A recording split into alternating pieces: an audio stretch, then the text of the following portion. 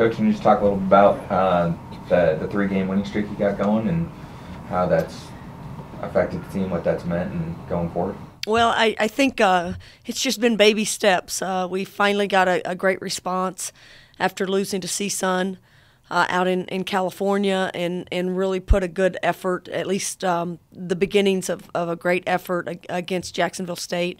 Came back and had a couple of great days of practice, and then played San Francisco and had a first half that was one of our best, or if not our best, all season, and then played good enough in the second half against a competitive team. And then to know that you were playing a Boise State a day later, only a day to scout, and I think we looked at Boise's RPI, and it was 12 going into our game, which meant, statistically they'd had a great schedule and they had succeeded and they're playing at a really high level. So for us to have played as well as we did and almost dominated the first half and really played with great passion. And the beauty of it is I say it all the time, you have to work that hard to give yourself a chance to win. In that game we won, and so that makes it feel good. Okay, so if you work that hard, you win. That's not always the case either. It's just the ball went in the basket when we really did put forth a great effort in all phases of the game. And fortunately for us, it went in. But I think it was a lesson learned for our team to finally to understand that's how hard we have to work to succeed. Do you think it was just an effort thing, or what else do you think attributed to the success these last three games, especially the last two, which were huge offensive efforts and solid defensive efforts as well?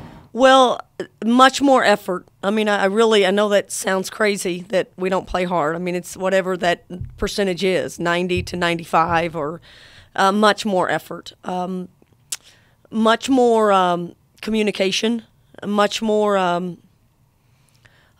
sharing the basketball and playing with pace on the offensive end. I think our struggles have been where we constantly, the ball stopped a lot of times and it let defense get reset, and we were constantly going one-on-one with the ball. We could never get ahead of the ball. We couldn't keep it moving so fast that defense was playing catch-up.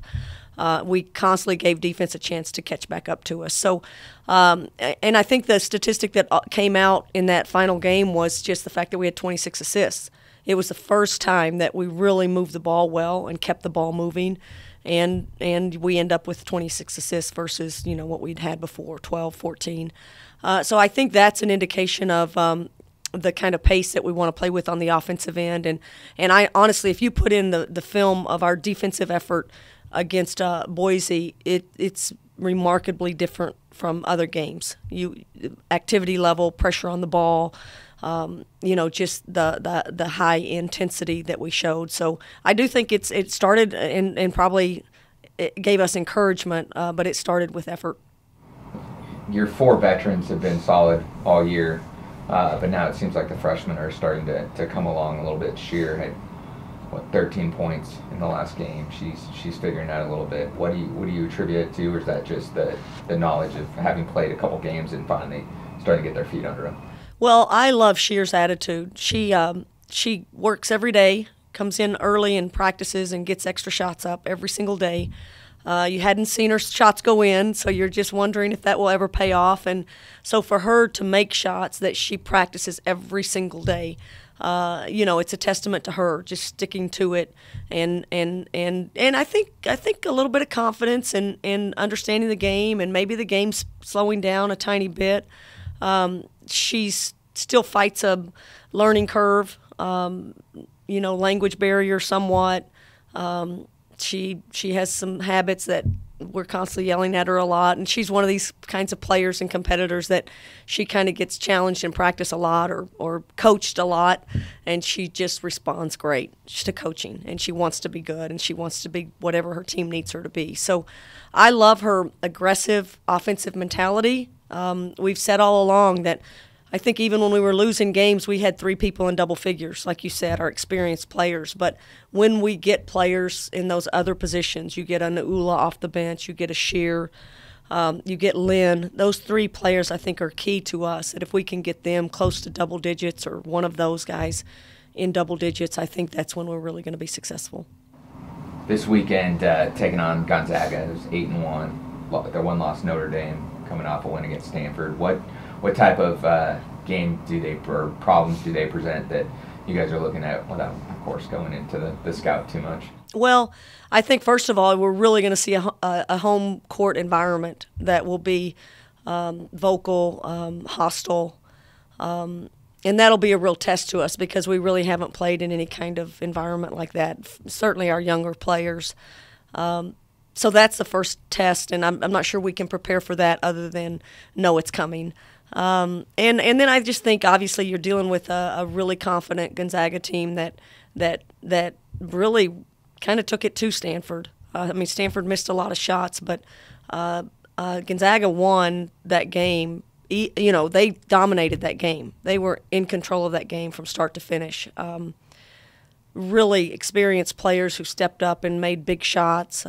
They have the personnel is just perfect for how they want to play. They don't do anything real complicated. They just are very solid on both ends of the court and strong bodies. You know, their bodies don't look any different than ours. You know, mid-major versus a Power 5. I mean, and literally they are. You know, I don't think anyone in our game would consider them a so-called mid-major. They really do play at a high level and can compete against anybody in the country. So it's a great challenge for us.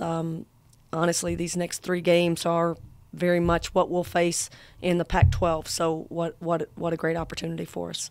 What do you have to do to win the game Sunday, do you think? Like, if you looked at the box score, what would you look for first to say? Well, I always go back to, you know, you got to get into the 80s. You got to score the basketball. I know they had one game that was real low scoring, but I think we've got to put points on the board. So you hope, and we hope that, you know, our offense travels and that we're getting better on the offensive end, and that we have, like I said, 4 to 5 people in double figures gives us a chance, I think, in any game. So I don't think you can go in there and go, oh, we're going to shut them down. I mean, I think the game's going to it's going to be fairly high scoring, and we're going to have to find a way to get some points on the board. That being said, you know, I just think it's this thing that I think we can travel well and we can compete well if we give the kind of effort we have and that we've done the last basically 10 days. If we can give that kind of effort, we have a chance in every phase of the game. We'll defend them pretty good.